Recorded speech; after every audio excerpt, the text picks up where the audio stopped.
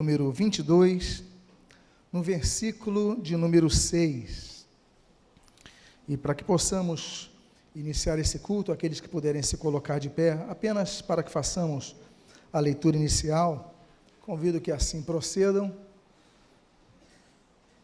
Provérbios 22, versículo 6, a Bíblia diz: ensina a criança no caminho em que deve andar, e ainda quando for velho, não se desviará dele. Oremos. Pai amado, Deus bendito, nós te louvamos, nós te agradecemos, bendizemos o teu santo e precioso nome, e pedimos com gratidão em nossos corações pelos pais que nos destes. Abençoa-nos, Pai, abençoa a reflexão desta manhã, abençoa essa palavra que é distribuída pela internet, não sabemos a quem, a quantos, mas o que nós sabemos é que tua palavra não voltará vazia jamais. O que nós pedimos, nós fazemos agradecidos em nome de Jesus. Amém. E amém. Os irmãos podem, por favor, tomar os seus assentos. Pais têm receios, muitas vezes, de educar e disciplinar seus filhos. Por quê? Porque ficam com medo de perder a amizade deles. A amizade é algo que você tem que equalizar, mas os pais, pelo convívio, pela disciplina, pelas limitações, muitas vezes, eles falam: se eu disciplinar demais, se eu for muito duro, eu vou perder essa amizade, eu não quero fazer isso, e abrem mão do seu papel. E nós, então, muitas vezes vemos filhos que ficam errando, os pais não disciplinam, e os filhos continuarão errando. Não respeitam seus pais em casa, não vão respeitar a autoridade fora de casa, não vão ser repreendidos pelos pais em casa, vão ser repreendidos pelos policiais na rua. Então, os pais não podem abrir mão de seus papéis, porque os verdadeiros amigos, eles têm que falar a verdade. E muitos pais não querem falar a verdade com medo de magoar os filhos. Há filhos, inclusive, que respondem os pais numa altura, de uma forma, como se eles fossem seus filhos. Então, os pais têm que entender que devem colocar-se no papel de verdadeiros amigos de seus filhos, repreendendo seus filhos muitas vezes. Esse texto que nós vimos, ensina a criança no caminho que deve andar. Esse texto em hebraico que você está vendo aí na tela é Hanak. Hanak no hebraico não é apenas ensinar, mas também significa treinar. Tem uma diferença, porque eu volto a dizer, o hebraico é uma língua muito pobre. Ela é pobre em relação às línguas latinas. O português é uma língua latina. Então, existem palavras no hebraico que dão margem a muitas interpretações. Aí você tem que ler todo o contexto para poder entender o sentido dessa palavra. O português não. Ele é muito esmiuçado. Então, Hanak, ele pode significar ensinar, mas pode significar treinar. E treinar exige o quê? Exige o tempo dedicado e exige a supervisão. Você não treina alguém sem supervisionar, não é verdade? Você não fala, vai treinar, não, eu vou te treinar. É diferente. Então, se você está treinando um corredor, você está olhando ele correndo, olha, você tem que fazer isso, tem que fazer aquilo. Não é apenas ensinar, não é apenas comunicar, não é apenas transmitir conhecimento, que o termo ensinar se nos aplica à compreensão imediata. Não. É você acompanhar o desenvolvimento da pessoa. Isso é treinar. O treinador do time de futebol, ele fala assim, não, vai lá no canto, e esse daqui vai recuar, esse daqui vai avançar, e você cruza. Ele faz, o outro não, vão voltar. Vai lá agora, não, você tem que recuar. Ele repete 5, 6, 10 vezes, até que o sujeito faça o que ele pede. Não é assim que se treina um time de futebol? Pela repetição. A educação dos filhos, no sentido bíblico, esse ensina a criança no caminho que deve andar, ela exige repetição. E repetição, em que sentido? Até o momento que a pessoa acerte. Enquanto ela não estiver acertando, o pai tem que ir lá, vamos lá de novo, vamos fazer isso de novo. Então, tem que exercer uma paciência muito grande, e não é fácil. O ensino dos pais, que é o treinamento, ele tem que se basear não apenas no treino, mas na dedicação. Ele tem que dedicar tempo a isso. Quem tem educado nossos filhos, muitas vezes não são os pais, são os youtubers. Quem tem educado nossos filhos Muitas vezes não são os pais, são os professores. Por quê? Porque a gente não tem paciência. Chega cansado do trabalho, chega de uma rotina desgastante, chega com muitas pressões na cabeça, contas para pagar, desafios na frente, e ainda tem que dedicar tempo aos filhos. Mas não há outro caminho educar biblicamente os filhos senão o Hanak, que é o treinamento que exige dedicação. Ele deve ser feito diligentemente, ou seja, com seriedade, com aquela dedicação, você colocar na sua agenda mental, na sua agenda do coração, olha, eu tenho que ensinar meu filho, não é de uma forma relapsa. O diligente é o contrário do relapso. Não, eu te ensino de qualquer maneira. Não, você tem que ter diligência, você tem que ter aquele cuidado. Outra forma é repetidamente, como eu falei no treino do futebol, não, volta, vai cruzar quando esses dois estiverem aqui, não espera, é treino, é repetição, esse é o Hanak, é repetidamente. Não, você ensinou teu filho, não quis aprender, tá bom, aguarda um outro momento, a outra disposição mental dele, outro dia, vai lá, tenta de novo, até que ele comece a andar naquela trilha. Outra forma é de maneira natural e prazerosa. Ou seja, você não deve ensinar o seu filho como se estivesse apenas dando uma aula. Olha, está aqui, estou te comunicando, a informação é essa. 1 mais 1 é 2. Não, tem que demonstrar um ensino natural, algo fluido, algo que saia do teu coração e não apenas da tua boca. E outra forma é pessoalmente. Eu falei dos youtubers, porque hoje em dia eles exercem muita influência na geração atual, dos adolescentes, dos jovens atualmente, não é verdade? São pessoas que você não tem controle, você não sabe o que teu filho está ouvindo. Se antes já era difícil, quando seus filhos iam para a aula, tu não sabe o que o professor está ensinando, como ele está influenciando, imagina agora, quando tem pessoas sem experiência nenhuma, pessoas com 15 anos influenciando os teus filhos, os caras não sabem nem o que é vida, nunca pagaram uma conta na vida, ou seja, não tem experiência para lidar e estão influenciando nossos filhos. Então tem que ser pessoal, os pais não podem terceirizar isso. Eu quero dizer que, do que eu vou colocar aqui, talvez não dê tempo para colocar tudo, é baseado nesse livro, Os Filhos do Líder, Privilégio ou Fardo. Então, dos slides que eu coloquei aqui, naturalmente, como vocês sabem, o esboço eu sempre disponibilizo no meu site no dia seguinte, também estará ali, mas está nesse livro daqui, se vocês desejarem, você pode obtê-lo e ali você pode ter informações detalhadas do que nós vamos colocar ali. Bom, grande responsabilidade dos pais terem de treinarem, educar os seus filhos no Senhor. Eu coloquei 2 textos, os 2 são o último texto que Paulo escreve. Depois que ele escreve a 2ª carta de Timóteo, ele morre, ele é martirizado. E são 2 textos muito interessantes que falam o seguinte, no capítulo 1, no 4 ao 5, diz assim: estou ansioso por ver-te, para que eu transborde de alegria pela recordação que guardo da tua fé sem fingimento, a mesma que primeiramente habitou em tua avó Lóide e em tua mãe Eunice, e estou certo que também em ti. E outro texto no capítulo 3, versículo 14 e 15 diz: tu, porém, permanece naquilo que aprendeste e de que foste inteirado, sabendo de quem o aprendeste e que desde a infância sabes as sagradas letras. Olha que lindo, que podem tornar-te sábio para a salvação pela fé em Cristo Jesus. Esse último texto é muito interessante, porque mostra que Timóteo, ele aprendeu desde cedo, desde a infância, as sagradas letras. Mas isso não tornava Timóteo sábio. Era uma vantagem que ele tinha, mas não tornava sábio, porque ele diz o seguinte, que desde a infância sabes as sagradas letras, que podem tornar-te sábio. Ou seja, o que ele vai fazer com o que ele aprendeu? Ele pode jogar fora, ele pode ignorar. Temos muitos filhos de crentes desviados hoje. Agora, o papel de Lóide, o papel de Eunice, a avó e a mãe de Timóteo, foi de ensinar, foi de apontar o caminho, foi de andar no caminho, como nós ouvimos aqui há pouco na oportunidade. Nós tivemos andar no mesmo caminho. Olha, desde cedo ele sabe as sagradas letras. Timóteo aprendeu desde cedo. Pais, ensinem seus filhos desde cedo a amar as sagradas letras. Olha, vamos falar sobre isso, vamos falar já sobre um ponto importante, que existe um momento na sua vida que você tem que aprender a obrigar teus filhos a fazerem certas coisas, porque tem pais que não querem obrigar os filhos. Então, é a melhor herança que nós temos, não tem herança melhor que nós podemos deixar aos nossos filhos, o temor ao Senhor, o amor ao Senhor, enfim. E não podem aguardar os filhos para que eles cresçam, para que os eduquem no Senhor, porque diz assim, ensina a criança no caminho que deve andar.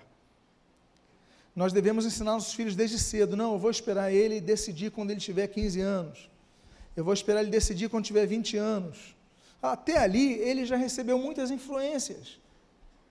Se você não se preparar, ele vai ficar à mercê dessas influências.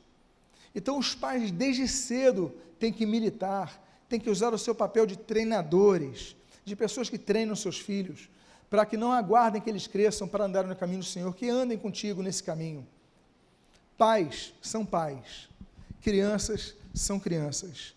Não deixem que eles decidam os rumos que desejam tomar. No futuro eles vão decidir, claro. Estou falando como crianças.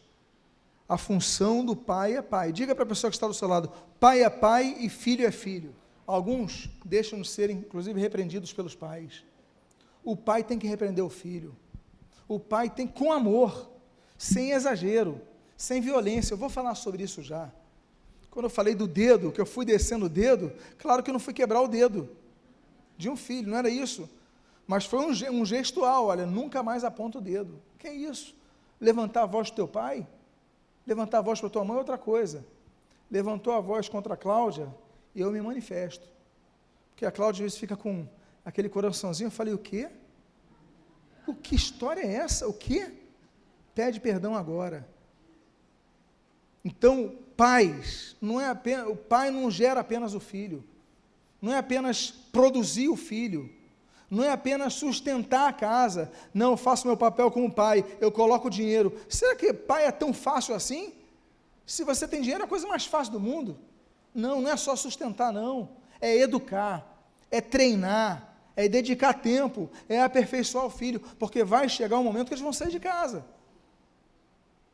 Então, meus amados, eu volto a dizer isso, eles não podem assumir as posições do pai. Não espere que seu filho decida ir para a igreja, para que você o leve. Assim como você não espere que o seu filho decida ir para o colégio, para que você o leve. Assim como você não deve esperar teu filho, eu quero hoje escovar o dente. Não, você tem que obrigar, vai escovar o dente. Depois vai entrar no hábito dele. Olha, vamos ao dentista. Peguei os dentistas hoje aqui, né? Vamos ao dentista para ver, eu não quero aquela maquininha. Vamos. Você tem que obrigar algumas coisas. Na infância, force o seu filho, algumas coisas. Tem que ir para o colégio, quero dormir até tarde, tem que ir para o colégio. Vamos levantar. Eu não quero, então dorme no colégio, mas vai no colégio. Porque se você ceder ao seu filho, você não vai governar a tua casa como a Bíblia diz. E aí governe bem a sua casa, né? O grego é prostamene, vem de pros, né? uma geração ativa, e steme, né? Que é estar por cima. Então, o pai tem que ter, daí vem a palavra presidência, né? Prostamenos. Então, ele tem que exercer algo de cima para baixo, tem que exercer autoridade. Então, a alma, desde cedo, a nossa natureza, desde cedo, nos leva à acomodação. A gente quer, se depender de nós, dormir até a hora que os olhos abrirem, sem alarme, é o que a gente quer, comer, ver televisão e voltar a dormir, mais nada. Nem andar a gente quer. A gente anda porque tem que ir ao toalete, tem que ir na cozinha abrir a geladeira, senão não, nós temos que lutar contra essa natureza.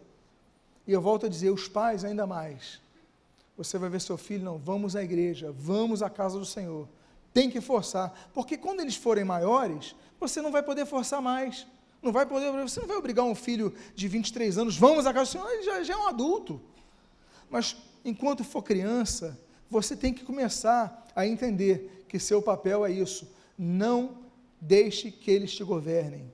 Pais, governem seus filhos. É o termo que eu usei até. Ali, é necessário, está falando dos bispos e dos diáconos, que governem bem a própria casa, criando os filhos sob disciplina com todo respeito. Eu vou entrar na questão do respeito, porque disciplina, ela não é dissociada de respeito, ok? Tem que haver respeito. Filhos e pais, tem que haver respeito, pais e filhos. Vamos entrar nisso. Mas o texto bíblico, e aí está falando para a liderança de igreja, é o seguinte, ele tem que governar a sua casa, o termo que eu usei, proesteme, né? Prostema. que vem do prostâminos. Então, ele tem que governar, tem que ser de cima para baixo, ação de cima para baixo, e tem que criar os filhos com disciplina, com limites, tem que ensinar seus filhos limites, limitações. Pois bem, filhos precisam que os pais lhe apontem uma direção, um alvo, eles precisam disso.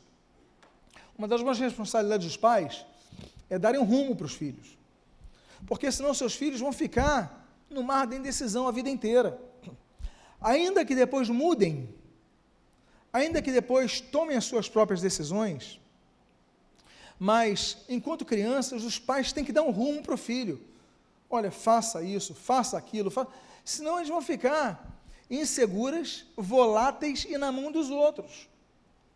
Se você não der a direção, então pronto, ele vai depender das modas para viver. Então, dê uma direção, essa é uma herança, é uma responsabilidade que os pais têm que deixar aos seus filhos. Eu volto a dizer, meus amados irmãos, não é só ter filhos, não é só reproduzir, não é só gerar, não. É você, muitas vezes, ter que repetir, volta ao Hanak, lembra? Repetição, treino, é isso, é você dedicar. E desde cedo, olha, vamos nessa direção, olha, siga o Senhor, olha, procura se definir uma carreira na fase da adolescência, procura, eles podem não gostar, depois vão mudar, mas pelo menos dá uma direção para eles, porque senão vai virar, cada geração tem uma moda, cada novela coloca uma moda, e colocou uma novela, a moda era marketing, toda aquela geração queria fazer marketing. A outra novela, a moda era projeção de roupas, todo mundo queria fazer design de roupas, vai depender da moda, mas você tem que orientar o seu filho, porque eles têm que ter uma orientação desde casa. O conselho de Davi a Salomão é muito interessante, diz assim esse texto que você está lendo, 1 Crônicas 28, 20, diz assim, disse Davi a Salomão, seu filho, sê forte e corajoso e faze a obra, não temas, nem te desanimes, porque o Senhor Deus, meu Deus, há de ser contigo, não te deixará, nem te desamparará, até que acabes todas as obras para o serviço da casa do Senhor. Então, ele deu uma orientação, olha, você tem essa obra, tem um tempo para fazer, vai, não desespere, não desanima, o Senhor é contigo. Davi deu direção, Davi deu orientação, Davi deu recursos para ele poder concluir aquele sonho, possibilidades. Então, você quer que seu filho ingresse numa determinada carreira, você vai ter que investir no cursinho para ele, vai ter que investir em livros para ele. Não é só mandar fazer, é você dar o apoio para aquela carreira que você está projetando com ele. Então, olha, Davi deu recursos, Davi deixou um caixa para Salomão, e Salomão, com habilidade, naturalmente, desenvolveu aquilo muito bem. Mas olha, o Senhor é contigo, o que ele deu? Ele deu ânimo ao filho. Ele deu, olha, você vai conseguir, você vai chegar até o fim, você vai concluir essa obra para o serviço da casa de Deus. Então, Davi, ele deu orientação que ele não fez com Adonias, que ele não fez com Absalão, que ele não fez com Amnon, mas ele fez com Salomão. Já estava velho, já estava idoso, já tinha tido 2 rebeliões, já tinha um filho que tinha estuprado a própria irmã, já tinha problemas na família. Agora Davi está idoso, ele falou, não, agora com Salomão vai ser diferente, olha, aqui está o caixa, aqui está o projeto. O projeto do templo de Salomão, que a gente fala que é templo de Salomão, na verdade foi o projeto de Davi, ele entrega o projeto pronto, a planta pronta. Salomão executa, tudo bem, então é templo de Salomão porque ele inaugurou, mas o projeto foi de Davi. Agora, está aqui, apoiou, e aí Salomão cresceu, Salomão já tinha uma direção na sua vida, e foi o que vocês conhecem como administrador. Nós temos que dar orientação, porque nossos filhos vão buscar a orientação de alguém, ainda que inconscientemente. Os filhos falam, não, porque minha amiga ou meu amigo são ricos, então vou ouvir a eles. Espera aí, eles são ricos porque os pais deles construíram aquilo ali. Mas os pais deles, eles não querem ouvir o amigo faz isso, faz aquilo. Os amigos não têm experiência nenhuma. As pessoas que estão influenciando nossos filhos não são capazes de dizer quanto é 1 litro de gasolina, quanto é 1 quilo de arroz, quanto é que você gasta por mês para botar a tua geladeira cheia. Seus amigos não são capazes de dizer isso, e querem definir o destino dos teus filhos, como se soubesse alguma coisa, como se tivessem capacidade para aconselhar, e seus filhos embarcam na deles. Então, volto a dizer, pais, vocês têm que aprender a orientar os seus filhos, a abrir o jogo, a falar de finanças para os seus filhos, porque tem pais que não querem falar de finanças para os filhos, tem que falar da realidade, tem que falar do contexto. Então, meus amados, temos que caminhar nesse sentido. Invistam na infância e na adolescência, porque eles vão ouvir pessoas sem experiência, meros sonhadores, e eles vão ignorar as pessoas que têm experiência. Olha, os jovens não gostam de ouvir os mais velhos, geralmente é assim. Claro que às vezes quando você vê alguém buscando conselho com um, com outro, mas não gostam, eles preferem ouvir os da sua idade. E os da idade dos jovens não construíram nada. E muitos, a maioria, 99% dos que têm, é porque os seus pais construíram algo. Então, os pais têm que reagir em suas casas, educar os seus filhos. Invistam no relacionamento com Deus, que é a prioridade da vida, é a maior prioridade da vida. Provérbios 9:10 diz, o temor ao Senhor é o princípio da sabedoria, e o conhecimento do santo é entendimento. O princípio da sabedoria é temer a Deus. Uma vez perguntaram assim, vem cá, onde está na Bíblia que os judeus usam uma quipá aqui? Tem coisas que não estão na Bíblia, que você vê os judeus. Ele citou Deuteronômio 6, aí a gente lembra da mezuzá, que eles colocam Deuteronômio, achei mais para ele, eles colocam na mezuzá. Foi uma aplicação posterior. A quipá, o quipá é o solidel, que vocês já viram, né? Nos judeus eles colocam na cabeça. Então, isso foi uma concepção posterior. Mas por que eles colocam aquilo na cabeça? Por que as mulheres não colocam o quipá? Então, a compreensão, em primeiro lugar, na família, o marido é a cabeça da esposa. Já começa aí um sistema que quebra os valores que estão sendo pregados atualmente. A Bíblia é clara sobre isso. Então o marido, ele governa a casa. Agora, o marido coloca quipá para ele entender o seguinte, mas ele não governa sozinho. Em cima dele, tem outro que está sobre ele. Então, quando ele coloca o quipá na cabeça, ele se lembra, tem alguém acima de mim. Eu tenho que prestar contas de minha vida a alguém. E aí surge esse costume que é usado até hoje. Nós devemos ensinar isso aos nossos filhos.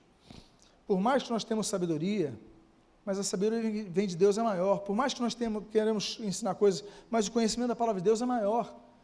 Então, ensina seu filho desde cedo, porque não tem nada mais importante. Invista nos seus filhos para que congreguem nas atividades da igreja. A Bíblia diz em Hebreus capítulo 10, versículo 24 a 25, consideremos-nos também uns aos outros, para nos estimularmos ao amor e às boas obras. Não deixemos de congregar-nos, como é costume de alguns. Antes, façamos admoestações, e tanto mais quanto vedes que o dia se aproxima. Não deixe de se congregar. Tem pais que falam para os filhos irem e não vão. Tem pais que falam, olha, deixa de fumar, e o pai não deixa de fumar. Qual é a moral que o pai vai ter? O meu pai falou o seguinte, olha, se você me ver um dia bêbado, e eu disser para você, não beba, meu filho, não me obedeça, porque eu não vou ter a moral para te ensinar. Então começa a mudar, o pai, se quiser uma mudança no filho, ele tem que começar a mudança. Então eu falei do cigarro, falei do fumo, não fume porque faz mal, e você com um maço de cigarro, não adianta nada, você não tem moral para ensinar, perde a moral, e o ensino não é baseado apenas na informação, é no exemplo. Então os pais, eles têm que vigiar, têm que procurar ser bons exemplos para os filhos, e mudar, porque nós, quando falamos de educação nos filhos, estamos falando, visando a que eles mudem, mas eu não estou dizendo que os pais não devam mudar, nós devemos mudar também. Há vantagens nesse investimento, inúmeras vantagens, no seu filho congregar-se na igreja, aumenta o conhecimento bíblico, só isso daí já é uma grande vantagem, aumento de amizades edificantes, porque no colégio ele vai ter amizades incrédulas, amizades depravadas, colegas oferecendo drogas, Colegas, não, começa aí com um cigarrinho, depois vai para o baseado, depois vai para a cocaína, depois vai para a heroína, depois vai para o cara. Se a pessoa não tem limite, entrou na corrente sanguínea. Aí eu lembro até hoje um garoto falando, não, porque a maconha tem menos química que o tabaco e tal. Começou com aquela, eu falei, não é possível que todas as organizações de saúde, pessoas estudam, aprofundem, saibam menos do que esse sujeito aí que mal tira 5 na prova, sabe mais que... Não, porque a indústria química, falei, isso daí é falácia. Temos que ver os aspectos realmente químicos da questão. Então você vai, aí você chega na igreja, pessoas que não são escravas a nada, pessoas que são libertas, não tem vícios. Claro que tem pessoas erradas na igreja, é claro, todos nós somos pecadores, todos nós somos limitados. Agora, todos nós estamos aqui porque estamos procurando melhorar, fazer a vontade de Deus, não é isso? Então, na igreja ele vai ter essa vantagem, maior compreensão sobre o pecado, maior estímulo à santificação, porque lá fora você vai encontrar o contrário. Aumento da consciência do desenvolvimento dos dons. Olha, eu vou tocar na obra do Senhor, eu vou cantar na obra do Senhor, eu vou fazer alguma coisa para servir a Cristo. Compreensão de respeito às autoridades constituídas. Você aprende a respeito o pastor, respeito o diácono, respeito os idosos. Não é isso que a gente aprende? Outro dia eu preguei a respeito disso, sobre os idosos. Diante das cães te levantarás, é o que está em Levítico. Então, entrou um idoso na sala, a gente fica de pé, a gente demonstra respeito. Tem gente que empurra até o idoso, se tiver que comprar uma pipoca e pegar a fila, com licença. Então, tem gente que não respeita, não. Na igreja ele aprende o respeito, aprende isso. Então, são muitas vantagens, regras e limites, conhecimento doutrinário. Nessa época, nós temos 2 características muito grandes que nós estamos vendo na sociedade. Primeiro, a incredulidade. As pessoas que não creem em Deus, não creem em nada, não creem... E a segunda é o ecumenismo. Não todas as religiões levam a Deus, não, o que importa é que você ore ao alto, tenha uma fé em alguma coisa. Aí você entra desses artistas de televisão que ficam induzindo você, e você não. Na Bíblia, eles aprendem no culto a Bíblia, o ensino doutrinário, doutrina básica, o que é certo, o que é errado. Aprende isso na Bíblia. Porque, meus amados, o mundo é relativo, a Bíblia é absoluta. Eles ensinam relativismo. A Bíblia não, olha, é certo e errado, não existe meio termo. Então, dissipação de dúvidas, estímulo às boas obras e tantas outras coisas. Invista também no ensino bíblico de seus filhos. Diga à pessoa que está do seu lado, seu filho já te viu com uma Bíblia na mão?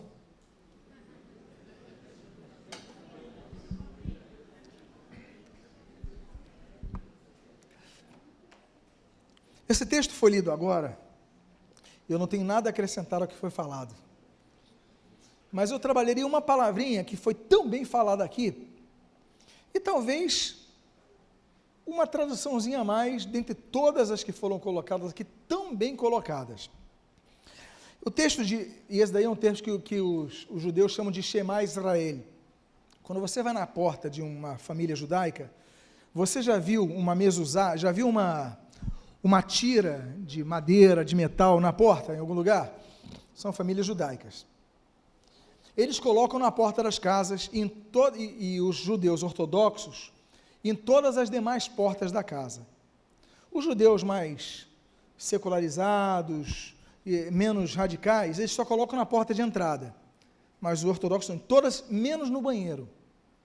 Eu já fui, por exemplo, na casa de um judeu ortodoxo, e eu estava reparando, na porta lá para a cozinha, na porta lá para o quarto e tal, mas no banheiro não tinha. Por quê? Porque banheiro é local de impureza. Eles falam, não vou colocar um texto bíblico no local de impureza. Interpretação deles. Mas nessa mezuzá, eles têm exatamente esse texto chamado Shema Israel, ouve, ó Israel. E o texto dessa continuação do Shema diz assim, estas palavras que hoje te ordeno estarão no teu coração, tu as inculcarás, e aí está o termo Shanam, em hebraico, a teus filhos, e falarás dela assentado em tua casa, e andando pelo caminho, ao deitar-te e ao levantar-te, também as atarás como sinal na tua mão, e serão por frontal entre os olhos. Você já viu algum judeu orando com uma caixinha na frente? É com base nesse texto, que servirá no frontal entre os seus olhos, ou seja, eles colocam aquela caixinha com texto bíblico aqui. São judeus ortodoxos, tá? Já são mais radicais, mais literais, digamos assim. A maioria dos judeus não usa isso, porque eles entendem que o termo é aplicado a uma ideia, né? Não ao ter um texto na mente para morar. Também atarás, e eles colocam um amarrado na mão, já viram isso? É isso daí, ó. Tu as atarás com um sinal na mão, e serão por frontal de teus olhos, e as escreverás nos umbrais de tua casa, vamos usar, e nas tuas portas. Daí os outros textos. Bom, este texto, Shanan, que é traduzido aqui como inculcar, no hebraico tem dois significados: aguçar e afiar. Quando a Bíblia diz, então, além dos significados que foram expostos aqui, tão bem colocados, aguçar e afiar. O que é aguçar? Você aguça alguém, você está fazendo que alguém queira o quê? Se interesse. O que mais? Você gera o quê? Curiosidade na pessoa, você está aguçando a pessoa, não é isso? Então, quando a Bíblia diz que os pais devem inculcar as Escrituras nos filhos, eles não estão falando apenas para ensinar aos filhos, não estão falando apenas para ler aos filhos, não estão falando apenas para recitar aos filhos, mas está falando Shanan, aguçar, fazer com que eles queiram conhecer mais, fazer com que eles tenham mais interesse no texto. E afiar que você não vai dar apenas a faca para ele, você vai afiando, ela vai tendo um corte melhor. O que é isso? É tempo e é inteligência. Os pais têm que ser mais inteligentes quando transmitirem os ensinamentos bíblicos para os seus filhos. Não estou chamando os pais desinteligentes, ok? O que eu estou falando é inteligência. Aquilo que Eclesiastes capítulo 10, ela fala muito interessante o seguinte: olha, eu estou botando aqui numa versão bem aplicável no nosso contexto. Se você for cortar uma árvore e afiar o teu machado, você vai ter mais sucesso no teu corte. Por quê? Porque você vai cortar gastando menos força e você vai cortar em menos tempo. Se você afiar o corte antes, tem pais que não querem afiar o corte antes, não querem estudar o texto a ser ensinado antes, não querem criar algo, colocar um exemplo que atraia uma comunicação eles antes, eles só querem ler. Aí seu filho acaba dormindo na tua mensagem, acaba se desinteressando. É que nem aquela gíria, vou lá para ouvir um sermão. Poxa, logo o sermão, gente. Logo o sermão, aí você me entristece. Eu vou ouvir um sermão como se fosse algo negativo, ou seja, algo cansativo, algo mero, aquele rito, aquela coisa. Até o Concílio Vaticano II, e ali nós temos 1962, a maioria dos presentes estava bem consciente do que aconteceu ali. Nós temos o João 23, Papa João 23 que abriu o concílio, Paulo VI vai fechar o concílio, mas até aquele grande evento dos católicos romanos, as missas eram feitas em latim e o padre de costas para as pessoas. Alguém que foi romanista naquela época que se lembra disso? Quem aqui? Não era assim? Agora, o católico romano de hoje, não. O padre prega, como eu estou falando aqui, de frente, fala em português, era em latim, gente. E você era obrigado a dizer amém, sem entender o que estava falando. Você concordava com algo que lhe era inteligível. Você não entendia. Era um absurdo. Então teve um bom senso ali, nesse século XX, que aí o Paulo VI bateu o martelo. Aí teve divisão e tudo mais, mas pronto. Pelo menos o pessoal vai dizer amém para o que a gente está falando.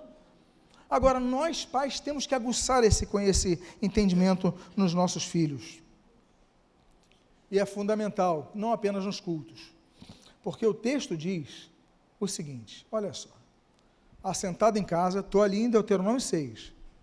Ou seja, ensinar a Bíblia em casa. Assentado. Andando pelo caminho, não é o que foi falado aqui? Provérbios 22, 26. Andando no caminho, olha, andando pelo caminho. Então você vai ensinando teus filhos a sentar em casa, olha, vamos sentar, vamos estudar aqui. Andando no caminho, vai andando com o seu filho, está dirigindo para o seu filho, vai falando ao deitar, ao levantar. Ou seja, na porta da entrada das demais portas da casa, ou seja, em todo o tempo. Há pais que não ensinam seus filhos a Bíblia, deixam para o pastor no domingo. E se seu filho ficar gripado não for aquele domingo, só de 15 em 15 dias. E se vier um feriadão você viajar, vai ser de mês em mês. Não, os pais têm que treinar, têm que militar, têm que se aplicar a ensinar os seus filhos em todo o tempo. Não deixe de lutar pela unidade familiar. E maneiras eficazes. Primeiro, pelo seu próprio exemplo. Ele vê você estudando a Bíblia, ele vê você lendo a Bíblia, ele vai ter o exemplo visual. Ele vai ver a atenção. Segundo, para crianças, invista em Bíblias com linguagens lúdicas, ou livros com linguagens lúdicas. Desenho para... Eu lembro, eu fui criado, meus pais compravam uma Bíblia, era chamada Bíblia em quadrinhos, que era uma Bíblia toda em preto e branco para você desenhar, eu ficava desenhando. Aí o professor levava, na época não era xerox, não, era mimeografado. Quem aqui sabe o que é isso? Você acabou de dizer que é velho. Você acabou de declarar, sou velho. Mimeógrafo, gente. Meu pai foi missionário no Uruguai. Aí a gente fazia os boletins e as aulas do mimeógrafo, era assim, com álcool, cheiro de álcool, e saía meio azulada. Também passou da idade, hein, minha irmã? Confirmou tudinho. Então, eu era criança naquela época. Eu me lembro a imagem de criança, viu? Por favor. Mas olha, linguagem lúdica, desenho, invista nos seus filhos. Agora em agosto vai chegar a maior biblioteca flutuante do mundo. O navio Logos vai estar aqui na Praça Mauá. Vai ficar 2 ou 3 semanas aqui. Eu lembro quando eu era criança no Uruguai, era o navio Doulos. A organização Doulos é escravo em grego. Esse navio não existe mais. Agora tem o Logos 1 e o Logos 2. Hoje o Logos está na Argentina. Está chegando, eu vou levar meus filhos para lá. E eu vou falar o seguinte, olha, eu vou falar, compre o que quiserem. Eu vou deixar de comer alguns lugares que eu como, eu vou deixar de comprar coisas que eu como, mas eu vou falar, vou investir neles. Porque a maior opção de literatura em português e outros idiomas, que existe um barco livraria com vários missionários. No Uruguai, meu pai fazia isso comigo. Aí eu comprava o que eu queria, não, é investimento no meu filho, literatura bíblica, literatura cristã. Então, investimento, invista nos seus filhos, vá em livrarias com eles. Que for cristão, poxa, a gente não imagina a bênção que é isso para os nossos filhos. Então, leve a um passeio que você vai fazer aqui na Praça Maior, vai entrar no navio. Nós recebemos missionários. Eu lembro que na nossa casa, nós abrigamos 6 missionários ali, que foram do navio Nouros, foram evangelizar a nossa igreja, como os missionários da Jocum. Nós recebemos, era canadense, filipino, alemã, americanos, australianos, chineses, sul-coreanos, ficavam na nossa casa, e a gente, então, invista nos seus filhos, no conhecimento bíblico, em literatura bíblica. Invista pela prática de dirigir os ensinos bíblicos, pela congregacionalidade com seus filhos, né? Leve os seus filhos à igreja. Não vai levar os seus filhos só no dia dos pais, não vai levar os seus filhos só no dia das mães, no dia de Páscoa e no Natal, não. Vá, tenha esse hábito. Procura levar a Bíblia impressa. Olha, eu digo para vocês, nós estamos numa geração de transição.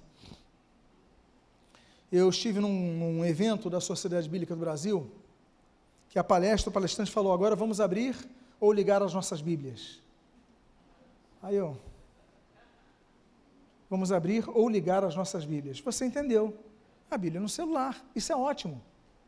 Isso é ótimo, porque nós temos a Bíblia em todo momento, onde nós queramos, nós temos acesso. É uma bênção isso. Mas eu não deixo de ter uma Bíblia impressa. Por quê? No culto, eu vou ler a Bíblia, a minha atenção está no texto. Agora, você vai abrir teu celular para ler a Bíblia online, a Bíblia no celular, aí vem uma notificação do WhatsApp. E aí, praia hoje? E aí, não sei o quê. Aí vem a notificação de e-mail. Aí eu que tenho placar, um programinha, quando tem gol do Vasco, aí notifica. Eu gostaria que esse programa funcionasse mais, confesso. Eu acho que está com problema esse programa. Vou até desinstalar e instalar de novo. Mas enfim, mas no culto eu não ouço, porque eu ponho no modo avião. Então, se todo mundo se disciplinasse a isso, não teria problema. Mas eu falo, não vou perder, eu ainda sou dessa geração, não sei como vai ser a geração dos meus netos se Jesus não voltar antes. Mas o pessoal não está carregando mais Bíblia. Aliás, não estão lendo mais livros físicos. As grandes redes de livraria estão falindo, você está sabendo disso. Você está lendo. A Saraiva entrou em processo de liquidação e a outra cultura e não sei o quê, várias empresas, porque o pessoal não está lendo, está baixando. É a geração atual. Imagina a posterior. Então, ainda na minha geração, eu uso a Bíblia no papel. Não tem notificação, não tem gol do inimigo, apesar que meu placar não põe, mas está no modo, aliás, vive no modo avião isso daqui, viu? Mas não sou contra a Bíblia online, tá? Vocês entenderam a minha colocação? A minha colocação é a seguinte, tem menos distração. A gente para, um domingo, um culto de 50 minutos para ouvir algo e ainda vai ser distraído? Não, nossa atenção, o foco tem que ser na Bíblia. Então não deixe de trabalhar essa questão, ok? Domingo que vem eu vou continuar com essa mensagem, vou encerrar essa mensagem, porque ainda temos algo a tratar aqui. Mas eu espero que vocês pais, que nós pais, que cada um de nós possa procurar melhorar. Eu sei que alguns pais, seus filhos já são adultos. Eu sei que alguns pais não têm nem mais contato com seus filhos, estão distantes. Mas eu falo no geral, por quê? Porque você pode não ter tido oportunidade como pai, mas muitas vezes como avô você vai ter uma boa oportunidade. Já pensou? Quantos de vocês, quantos de nós fomos influenciados por nossos avós? Quantos aqui têm memórias de coisas que te acrescentaram na vida pelos avós? Imagina ele vendo você lendo a Bíblia. Então, nós podemos aproveitar as oportunidades que nós temos. E eu digo, tem pessoas que não têm filhos físicos, que não tiveram essa oportunidade de ter um filho, de terem netos, mas têm filhos de coração, filhos na fé, que podem ser influência assim a eles. Então, digo para vocês, vistam essa camisa. Essa reflexão, naturalmente, não é apenas para o Dia dos Pais, vai continuar domingo que vem. Mas o meu desejo é que nós possamos melhorar. O meu desejo é que Deus abençoe nossa família. Mas, volto a dizer, aquilo do Quipá, Deus vai trazendo de cima a baixo para a família. Vai trazendo os pais aos filhos. Vai abençoando. Lembram do óleo que desce na cabeça de Arão, desce pelas suas barbas, vai a orla do seu manto, vai para os seus pés, a unção vem de cima. Que você possa, Deus, que eu seja bênção para os meus filhos, que eu seja bênção para a minha esposa ou para o meu marido, que seja bênção para os meus netos, mas que eu seja bênção para essa próxima geração. Vamos ficar de pé, vamos orar. Eu queria fazer uma oração. Sei que já foi feita uma oração pelos pais, então eu gostaria de fazer uma oração pelas famílias presentes. Que você possa orar pelos seus filhos, você que é pai, que você possa orar pelos seus pais, e no caso, como eu, que tenho a oportunidade de orar pelo meu pai e pelos meus filhos, que você possa fazer isso agora. Vamos fazer isso nesse momento? Pai amado, nós te louvamos, nós te agradecemos pela tua palavra. Obrigado, Pai, pelos conhecimentos que nos enriquecem, nos direcionam, nos abençoam. Nós te damos graças pelos nossos pais. Muitas vezes nós não compreendemos eles quando adolescentes, quando jovens, e quando ficamos mais velhos começamos a compreendê-los. Nos perdoa então por isso, Pai. Nos perdoa a nossa ignorância, nosso egocentrismo. Nos perdoe o nosso orgulho que nos fez muitas vezes tapar os ouvidos aos que nossos pais, com tanto amor, paciência e cuidado, nos ensinaram ou pelo menos tentaram nos ensinar. Então nós pedimos perdão pelas falhas que cometemos como os filhos e te agradecemos pelo amor que depositaste em nossos pais. Te pedimos também pelos nossos filhos, que sejamos pais melhores, que sejamos pais mais cuidadosos, treinadores, acompanhadores, pacientes, porque nem sempre conseguimos, Pai, somos limitados. Reconhecemos nossas limitações, mas na Tua palavra somos rememorados, somos relembrados e somos despertados a nos levantarmos e a procurarmos, mais uma vez, o melhor caminho como pais. Por isso, nos perdoe quanto às nossas falhas e nos ajude nesses novos caminhares que havemos ter com nossos filhos. E agora, Pai, finalizando essa oração, pedimos, abençoa os nossos filhos. Preserva eles das más influências. Preserva eles dos maus caminhos. Porque as más amizades, como diz 1 Coríntios capítulo 15, corrompe os bons costumes. Pai, quantos estão no mundo que um dia foram criados na igreja? Deus tem misericórdia, que isso não sobrevenha sobre nós. Nossos filhos sejam resguardados por Ti, guardados por Ti, guardados em sua fé. Que em nome de Jesus eles possam ver-nos sempre na Tua casa, para que eles vejam que realmente é importante que estejamos na Tua casa.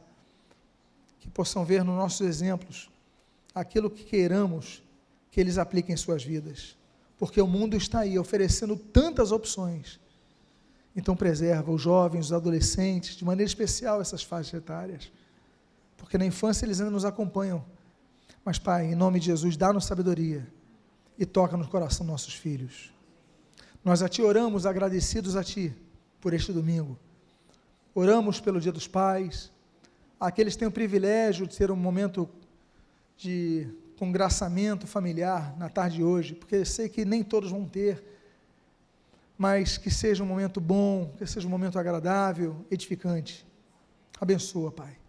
Cura o coração daqueles que estão distantes. Senhor, que possam ter o seu coração curados.